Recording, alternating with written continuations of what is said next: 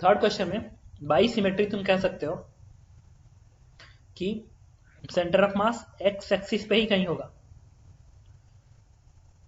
क्योंकि Y axis में x axis word mirror है, जितना ऊपर उतना नीचे। तो अगर एक्स एक्सिस मिरर काम कर रहा है तो ऊपर का इमेज अगर नीचे की इमेज आपस, ऊपर ऑब्जेक्ट नीचे इमेज बन रहा है, तो एक पार्ट दूसरी पार्ट अगर मिरर इमेज है तो सेंटर मास कहाँ होता है? मिरर पे। तो इसी मिरर पे कहीं ना कहीं होगा, मतलब इसी एक्स एक्सिस सेंटर मास कहीं ना कहीं होगा। हम लोग क्या करेंगे, यहां से एक्स पे जाएंगे और एक डीएक्स का स्ट्रीप ऐसे लेंगे, ये डीएक्स का स्ट्रीप है पूरा बड़ा सा, ये डीएक्स की स्ट्रीप होगा ऐसे, और ये जो दूरी होगी ना यहां से लेके यहां तक, ये वाई के बराबर होगी। इस पॉइंट का कोऑर्डिनेट होगा एक्स का वाई, इस स्ट्रीप का कोऑर्डिनेट एक्स का वाई। तो यहां से दूरी एक्स है और ये दूरी वाई है, एक्सीएम निकालना बाकी है। This one is the integration of x DM divide by DM का इंटीग्रेशन। तो एक्स लिखेंगे, डीएम डीएम होगा, अच्छा मास डेंसिटी से यूनिफॉर्म है, a sheet of metal uniform thickness, uniform thickness का है तो मास डेंसिटी यूनिफॉर्म होगी। और ये प्लेट है ना, तो प्लेट का मास पर यूनिट एरिया लिखा जाता है, mass per unit area, and this is sigma, mass per unit area is sigma. तो यहां से डीएम की जो वैल्यू आएगी this is sigma into DM. तो डीएम के क्या लिखेंगे, सिग्मा इंटू डीए, ये एरिया है इस स्ट्रिप का एरिया, ये जो स्ट्रिप है ना इस तरीके से स्ट्रिप, इसका ये थिकनेस डीएक्स के बराबर है, और ये जो लेंथ होगा यहां से लेके यहां तक वाई है, तो ये दूरी वाई के बराबर है, तो पूरा दूरी क्या होगी यहां से लेके यहां तक, ये पूरा 2y हो जाएगी, तो ये पूरा 2y हो जाएगी। तो कि पूछे इस स्ट्रिप का एरिया कितना होगा, तो इस स्ट्रिप का एरिया होगा, area D A is approximate 2y into d x.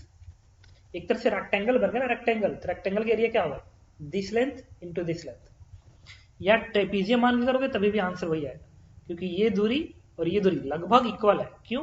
क्योंकि जो थिकनेस है ना, thickness it is very very small.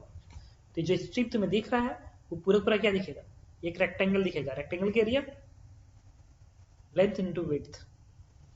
तो अभी जो डीएम आया है ना, डीएम की जगह पे सिग्मा इंटू डी लिखना है, सिग्मा इंटू डी और डी की जगह पे ये लिख लो, तो क्या बनेगा 2y into d x integration, dm की जगह पे again sigma into d, sigma into d, तो sigma into d is again 2y dx, 2y dx।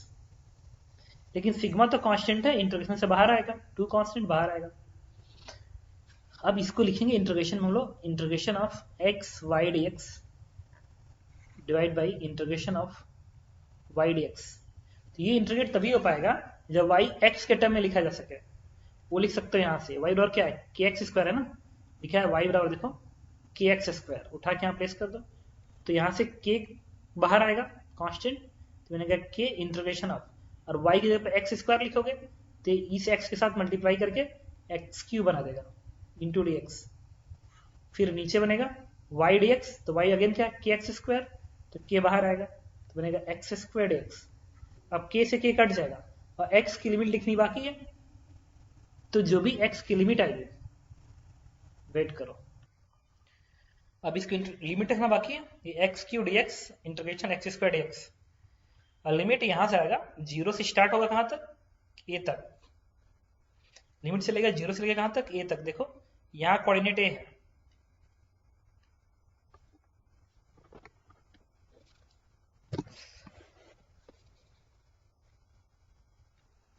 तो लिमिट रखना बाकी है, तो लिमिट कहां से चलेगा, जीरो से लेके ए तक चलेगा लिमिट। क्यों?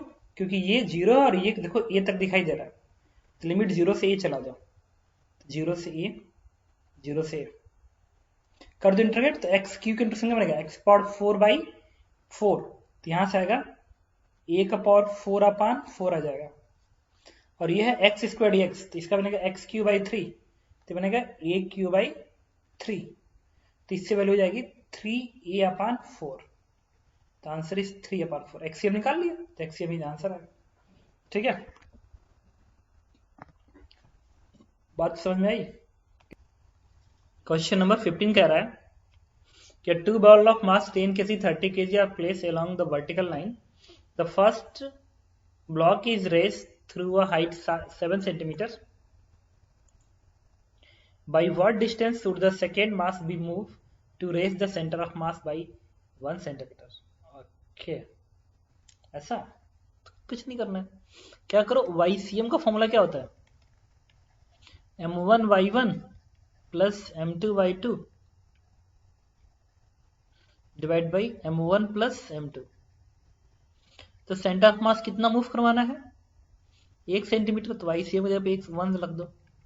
10 kg का मास है, कितना मूव किया, 10 kg वाला मूव किया 7 सेंटीमीटर, तो प्लस 7 क्योंकि ऊपर मूव किया। M2 वाला मास 30 kg है, तो 30 kg उसने कितना मूव किया, मान लो Y2 divide by M1 plus M2, दोनों का मास जोड़ के डिवाइड कर दो, सॉल्व करोगे Y2 आ जाएगा। नेक्स्ट डाउट, इसमें कह रहा है कि एक मरकरी थर्मामीटर है, ग्रेविटी फ्री हॉल में है, जहां ग्रेविटी ही नहीं है, विदाउट टचिंग एनीथिंग, कोई भी चीज को टच नहीं कर रहा, जैसे मरकरी है, गुड, क्या है, मरकरी, और ये ग्रेविटी फ्री स्पेस में, अब हाथ हटा दो तो नीचे नहीं गिरेगा, वहीं पर रह जाएगा, ग्रेविटी फ्री स्पेस है, तो जहां छोड़ोगे वहीं पर रह जाएगा, ऐसे पड़ा रहेगा। As a temperature rises mercury expanded, जब टेम्परेचर राइज करेगा तो मरकरी एक्सपेंड करेगा। तो बताइए उस सिस्टम का centre of mass, the height ascend by the mercury in thermometer is h, then what height centre of mass of the mercury thermometer system descended. पूरे system का centre of mass कितना move करेगा, तो देखो, तो mercury है, ठीक है, इसमें मरकरी पड़ा हुआ है।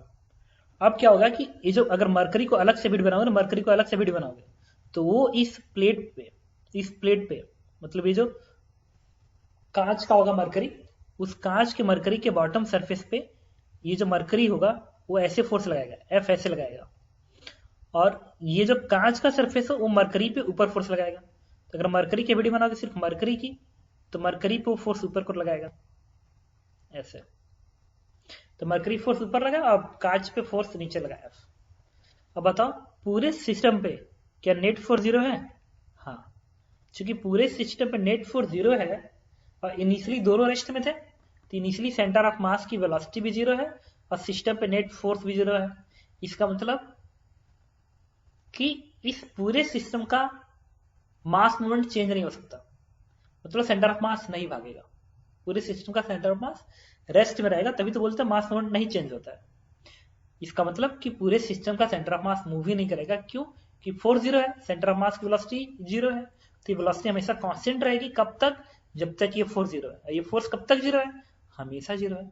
जितना इस मरकरी ने इस फ्लक्स पे नीचे लगाया है, फ्लक्स ने उतना ही इस मरकरी पे ऊपर लगाया है, since net force is 0, then centre of mass can not move because initial velocity of centre of mass is 0, तो सेंटर ऑफ मास मूव नहीं करेगा। तो इसमें होगा क्या, स्पेशली होगा क्या, मरकरी जितना ऊपर भागेगा, मान लो x1 दूरी ऊपर भागा, तो जो फ्लक्स है वो नीचे को रहेगा x2 दूरी, तो मरकरी का मास मान लो m1 है और फ्लक्स मास m2 है, तो क्या आएगा, m1 x1 minus m2 x2 बराबर 0 बनेगा। तो सेंटर ऑफ मास का डिस्प्लेसमेंट क्या होता है, m1 x1 प्लस क्या आएगा, minus m2 x2 divide by m1 plus m2 लिखोगे तो ये तो वैल्यू 0 आ गई ना, तो पूरी वैल्यू क्या आ गई, 0, तो सेंटर ऑफ मास मूव नहीं करेगा।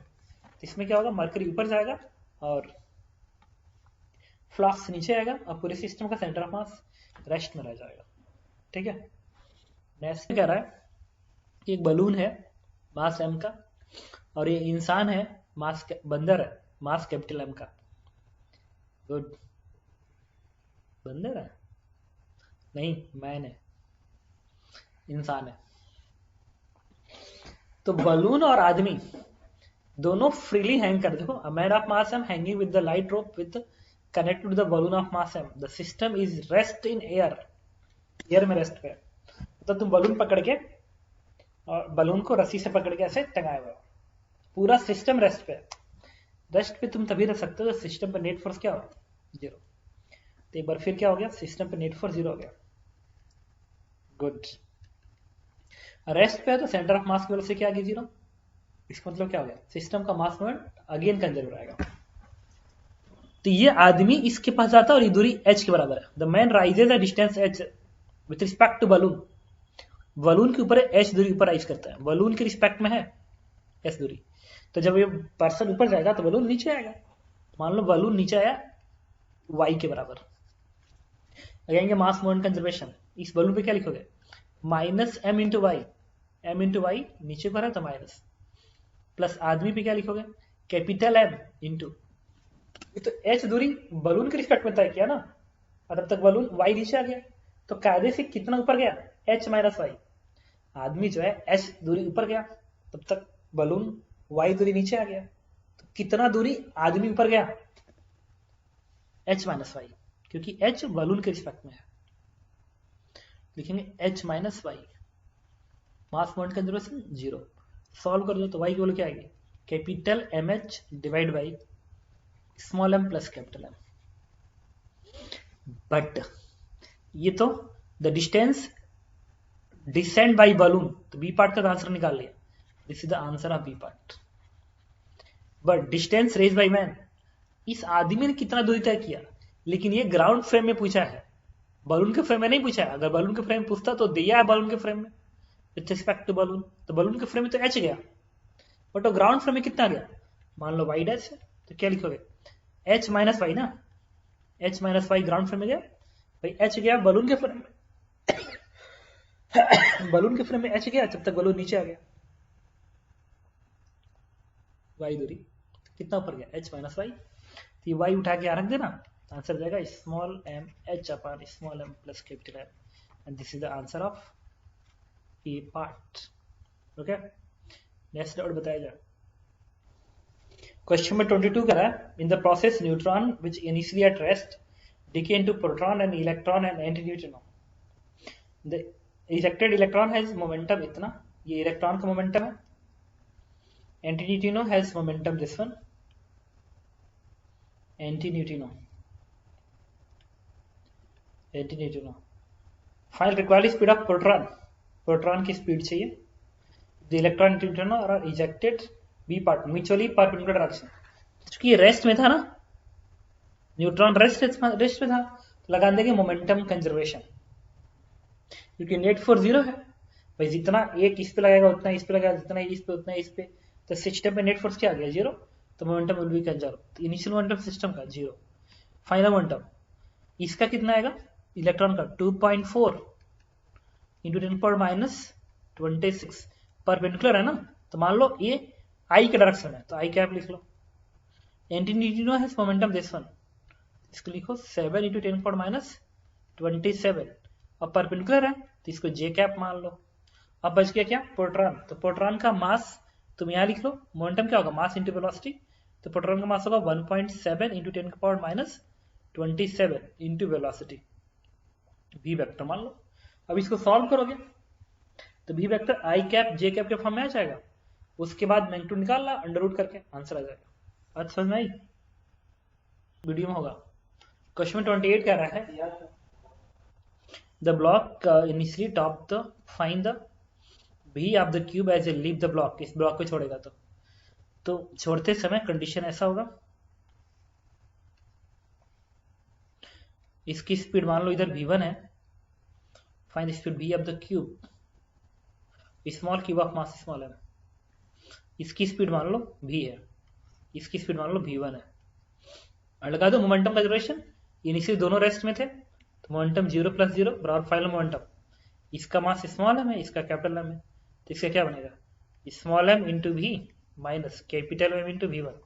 Question number 1। अब लगा देंगे एनर्जी कंजर्वेशन, यहां से यहां तक आते समय इसकी पोटेंशियल जो घटेगी वही तो कैटेगरी में कन्वर्ट होगी, किसकी पोटेंशियल घट रही है, कैपिटल एम की स्मॉल एम की, स्मॉल एम की, तो स्मॉल एम की पोटेंशियल कितनी घटी, mgh, ये दूरी h की जगह पे r लिख लेंगे, इतनी पोटेंशियल घटी, ये जो पोटेंशियल घटी है वो कहां चली गई, गेन इन काइनेटिक एनर्जी में, तो काइनेटिक एनर्जी इसके पास है और इसके पास है, तो क्या लिखोगे, half small m into v का square and plus half capital m into v1 का स्क्वायर। Question number 2।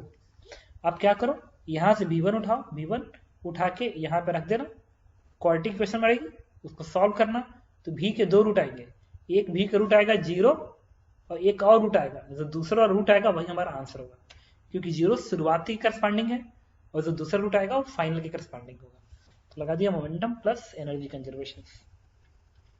ठीक है, बताओ,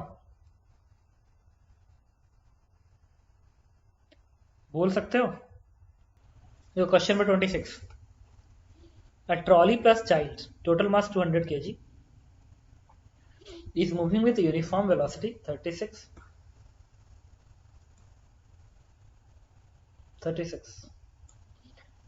को मीटर पर सेकंड में चेंज करो 5/80, तो ये कितना आ जाएगा 10 आ जाएगा, हो जाएगा 10 मीटर पर second. On frictionless track, the child of mass 20 kg start running on the trolley from one end to other end 10 metre away with speed इतना, relative to the trolley in the direction of the trolley motions, jump out of the trolley with the same velocity. What is the final velocity of the trolley? How much has the trolley moved from time the child began to run and just before jump? कौन सा बताना है इसमें, समझ गया। How much has the trolley moved from the time the child began to run and just before jump? Okay, trolley है, तुम यहाँ खड़े हो,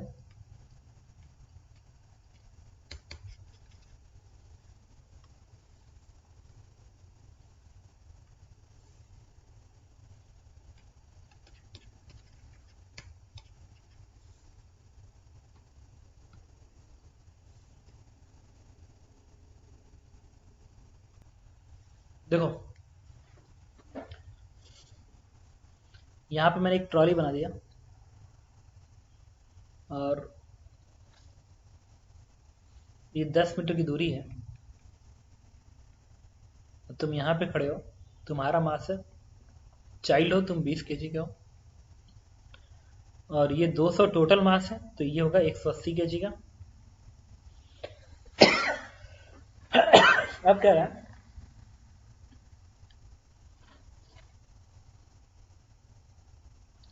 how much has the trolley moved from the time the child began to run and just before jump? तो अगर इधर मान लो इधर मूव किया तो ट्रॉली इधर मूव करेगा, एक्स दूरी लगा दो, मास मोमेंट कंजर्वेशन, क्योंकि इनिशियली रेस्ट में थे।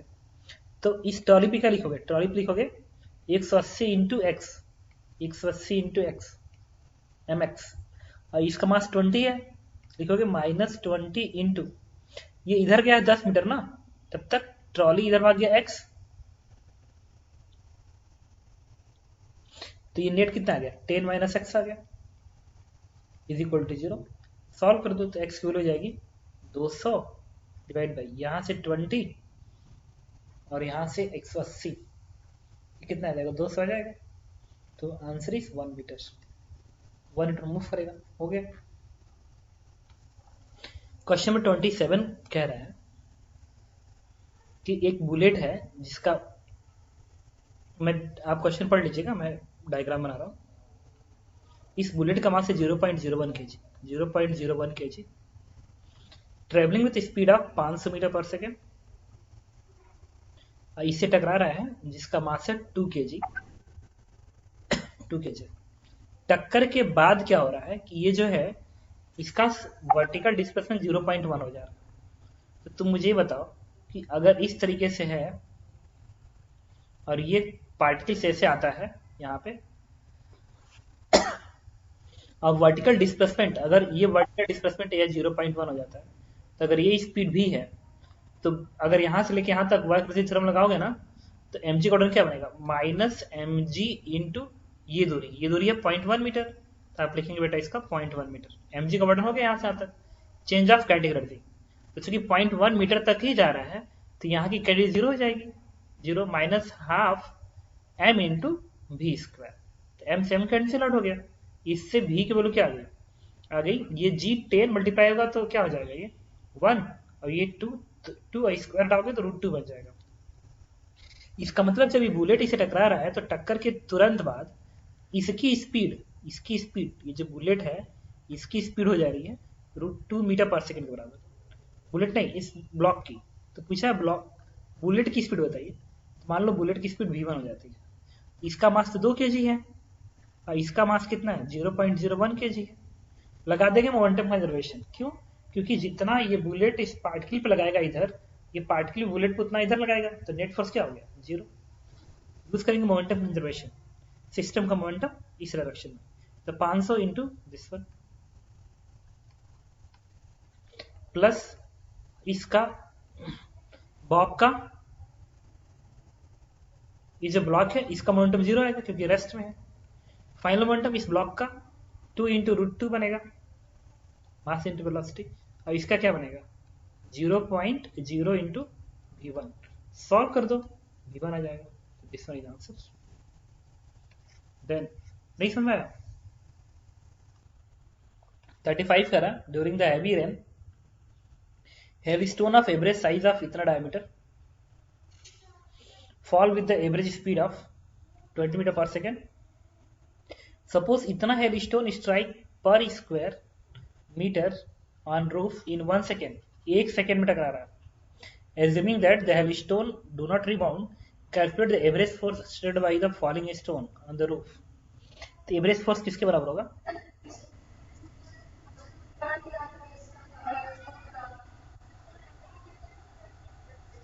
बता रहा हूँ, रुको। ये होगा मोमेंटम चेंज अपन टाइम ना। तो टाइम क्वेश्चन में क्या दिया गया? टाइम 1 सेकेंड मान लो, लिखा ना 1 सेकेंड, इन 1 सेकेंड। तो डेल्टा टी इज 1 सेकेंड। अब डेल्टा पी निकालना बाकी है, तो डेल्टा पी क्या होगा? कितना मोमेंटम ट्रांसफर हो रहा? तो मोमेंटम क्या होगा? Mass into velocity. वेलोसिटी कितनी दी गई है? 20 मीटर पर सेकेंड। अब पता करना पड़ेगा कितना मास टकरा रहा है। तो कितना मास पर सेकेंड टकरा रहा है? तो 2000 हेवी स्टोन टकरा रहा है एवरी स्क्वायर मीटर ऑफ इतना एरिया। तो ये जो एरिया हुआ वो 10 इंटू 10, ये कितना आ गया? 100 का हो गया। तो 100 मीटर स्क्वायर एरिया पे एक पर स्क्वायर इतना टकरा रहा है, इतना टकरा रहा है। तो इतने में कितना टकराएगा हेल स्टोन? तो नंबर ऑफ हेल स्टोन कितने टकराएंगे? ये होगा 2000 मल्टीप्लाई बाई 100। एक स्क्वायर पे, एक इवरी स्क्वायर मीटर पे 2000 टकरा रहा है। तो इतने स्क्वायर मीटर कितना टकराएगा? मल्टीप्लाई कर दिया, ये नंबर ऑफ स्टोन हुए। तो मास किसके बराबर होगा? ये आ गया 2 इंटू 10⁵। डेंसिटी मल्टीप्लाई कर दो, वॉल्यूम, तो volume into density multiply, volume mass कितना आएगा? 1 सेंटीमीटर। तो 4/3 पाई 1 सेंटीमीटर, 1 सेंटीमीटर इंटू डेंसिटी कितनी है? 900। बस इस मास को उठा के यहाँ प्लेस कर दो, डेल्टा पी आएगा, डेल्टा पी उठा के यहाँ प्लेस कर दो, ठीक है, और डेल्टा टी फोर्स आ जाएगा। क्वेश्चन नंबर 8 कर रहा है इंटरनल फोर्स। अच्छा, इंटरनल फोर्स नेट फोर्स का सम क्या होता है? 0। इंटरनल फोर्स का सम 0 होता है, तो मोमेंटम चेंज नहीं कर सकता, लीनियर मोमेंटम कांस्टेंट रहेगा। लेकिन इंटरनल फोर्स वर्क करता है तो कैटेगरी चेंज हो जाएगी। इंटरनल फोर्स वर्क करता है, जैसे स्प्रिंग है, एक ब्लॉक है, तो ये स्प्रिंग इस पे भी वर्क करेगा, इस पे भी वर्क करेगा। तो इंटरनल फोर्स वर्क कर सकते हैं, बट उसका सम 0 होता है। अगर नेट फोर्स 0 है तो according to net force 0 laws of motion से मोमेंटम कंजर्व रहेगा। बट इंटरनल फोर्स वर्क करते हैं तो वर्क आ गया, तो कैटेगरी चेंज हो जाएगी। तो linear momentum can change kinetic energy but not linear momentum of the system. तो सेकेंड पार्ट सही हो जाएगा। क्वेश्चन नंबर 9 में कह रहा है a small sphere moving in a constant speed in vertical circle below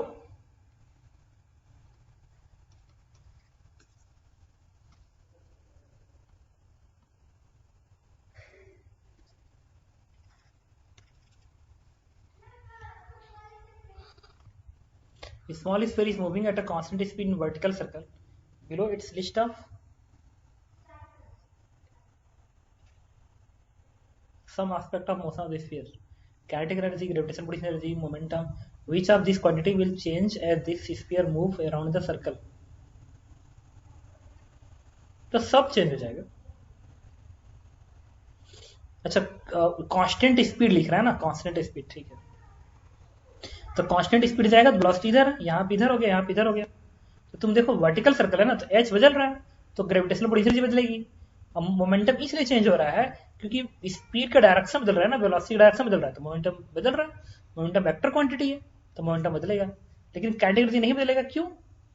क्योंकि हाफ mv स्क्वायर होता है, स्पीड है और स्पीड उन्होंने कांस्टेंट रखी है, तो स्पीड काइनेटिक कांस्टेंट रहेगी, ग्रेविटेशन पोटेंशियल और मोमेंटम बदलेगी, ये वेक्टर की वजह से बदलेगी। और पोटेंशियल क्यों बदलेगी? क्योंकि हाइट h चेंज हो रहा है, कई पार्टिकल यहाँ पे, कभी यहाँ पे, कभी यहाँ पे, h चेंज हो रहा है। तो हम क्या कहेंगे, सेकेंड और थर्ड चेंज होगा, बाकी सब कांस्टेंट रहेंगे। Got it?